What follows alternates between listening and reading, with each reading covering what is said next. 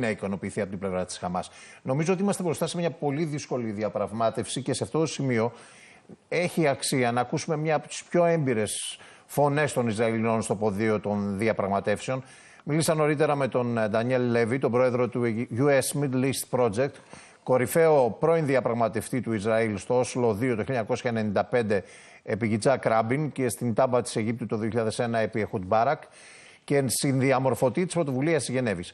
Ο Ισραηλινός αναλυτής σχολιάζει αποκλειστικά στο Forcé τις εξελίξεις, μιλά για το τι λείπει σήμερα από τις διαπραγματεύσεις και για το εάν το σχέδιο Τραμπ υπόσχεται ειρήνη ή απλώς διαχείριση της σύγκρουσης. Πάμε να τον ακούσουμε. Good evening, Mr. Levy. Thank you for speaking to Forcé, the geopolitics program on Earth News. 3 decades on, from Oslo and Taba, the promises and pitfalls of peacemaking are rather painfully familiar here. You sat at the negotiations table at Oslo B and Taba. Name one tool that worked then and it's absent today, and maybe one mistake from then that it's being repeated now. You know, I'll start at an easy place, and it's a pleasure to be with you. I would say, with whatever flaws and shortcomings, the desire to reach a deal which in some significant respect acknowledged there's another side, that other side has legitimate needs and aspirations, both sides need some kind of political win. Unfortunately, I think that most basic thing of a desire to reach a deal which acknowledges the other side is absolutely absent from Israeli leadership thinking today. And then I'll tell you one thing that everyone did wrong back then that we need to learn from, which is you cannot assume that the parties will overcome the inherent asymmetry of an occupying state and an occupied people in their talks without some kind of outside intervention which addresses that asymmetry.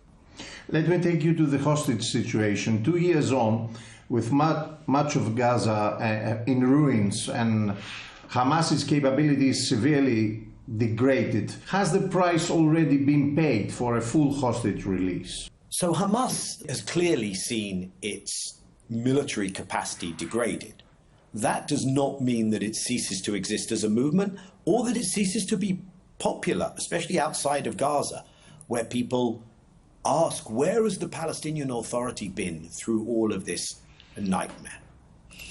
But it is, of course, the ordinary Palestinian civilians who have paid the highest price. Not members of Hamas, the vast majority of those who've been killed, who've been displaced, who've lost their homes, lost their livelihoods, lost their limbs. And it would seem that the basic need for a ceasefire is at least that is ended, that massive scaling up of humanitarian assistance is allowed, that Israel withdraws militarily from Gaza.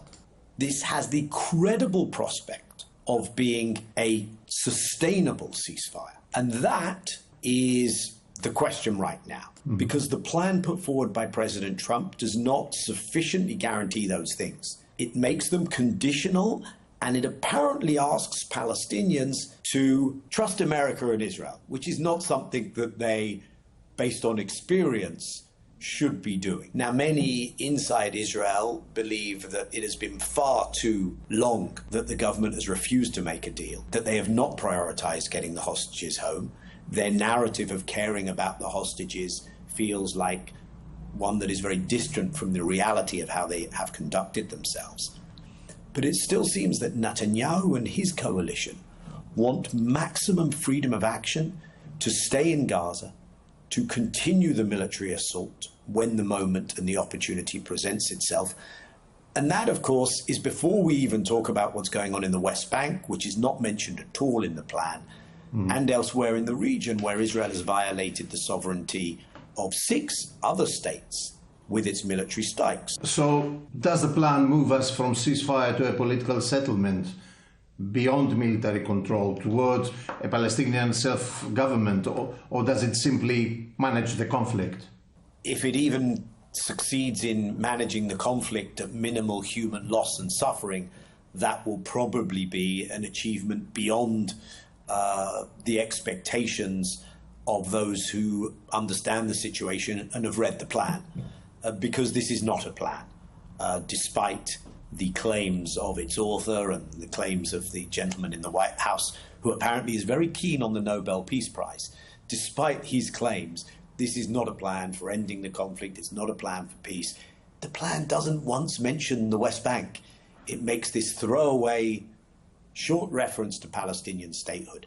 But we have to understand that we are further than ever from that outcome. Israel has made it very clear, even after the publication of the plan, Prime Minister Netanyahu said, we will stay in Gaza.